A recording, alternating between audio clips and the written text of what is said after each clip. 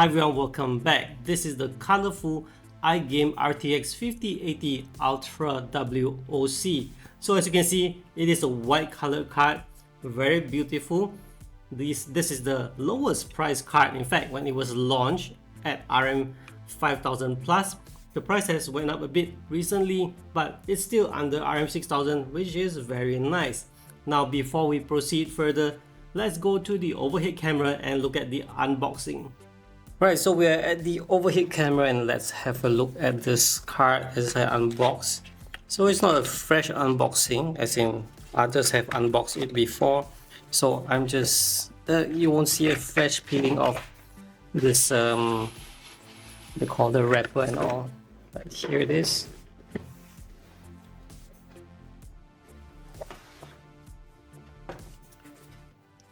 And here's the card. Oh, it has a white colored PCIe connector. That's nice. Right, white colored. Now to the card itself. Ooh, it's one heavy card. So let's have a look. Very beefy, white, beautiful, and unlike the Ultra that I reviewed before, this one does not show that, you know, the colorful, you know, that, what they call that, the kind of reflective thing that it change color on your angle, depending on your viewing angle. However, it still has the white color with pink themed Ultra writing, just as what you see on their other Ultra products like their motherboard. So this Ultra looks a bit different from what I've known for the 40 series and even the 30 series, but it looks nice nonetheless. It's white and pink, so if you're actually building a pink color setup, this would look nice too. And I like that the fan blades, you can see it has this thing at the side, so if ever your finger for some reason goes into the movement area, you will not get pierced. At least that's good. All right, so with that said, I'm done with this top-down view camera angle, and let's go back to the review proper itself.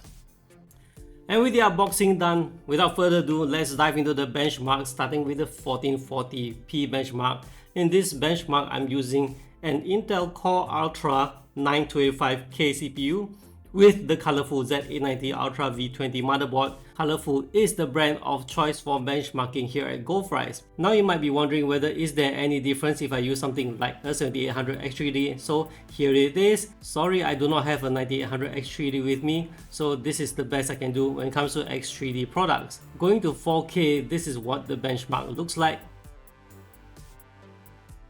And as for the overclocking part, I didn't do much, don't have much time to fiddle with it, but I did a basic plus 500 on core and plus 500 on memory, and this is what it looks like at 1440p.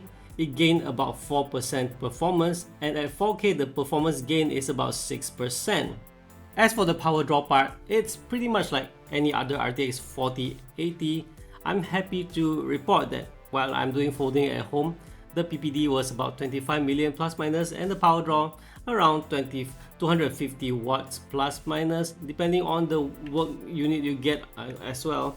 But basically it is really good, pretty much like the experience I had with the 4080 series graphics card. And as for the cooler itself, it's so beefy, there's really nothing to talk about because it runs so silent. I could run folding at home, I could run it with everything on load. Of course, with I lowered the power target to about 60 range, 70% range, and then the power draw at 250-ish plus minus with full load and everything.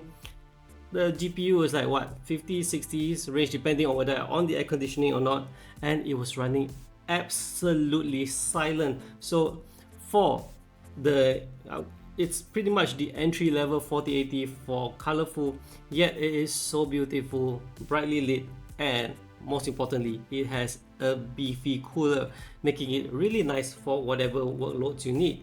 Definitely, I think this is a good price point for something this beautiful looking. And for those of you who like this kind of street style design, yes, the rear is showing you this kind of street, like let's say street art perhaps. I'm not sure how to phrase it, but yeah, I think it's called street art. Nice looking pink and white colored PCB cover. As you can see, the card here has an overclock button, and me being me, I usually skip this kind of overclock button because I find they don't boost much, and I did not test out this one.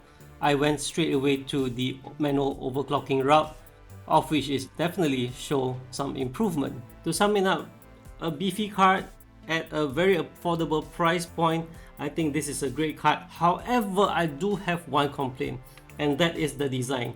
You see, in the 40 series, it is the reflective type of you know, they have a sticker on it as reflective. Yeah, that was the design. And the Z890 motherboard I'm using is also using that reflective design. However, those two are different from this design. As you can see, it's pink. Even the words, the Ultra word at the front, there's two typeface for the Ultra word. One is the Ultra over here, and another Ultra is over here, of two different typeface, or some of you may refer it to as font. Whatever it is, there's two different designs of the word Ultra, and these two are very different from the one on the motherboard, which is same as the 40 series. So despite being the same range, the Ultra on the 40 series is not the same design as the Ultra on the 50 series.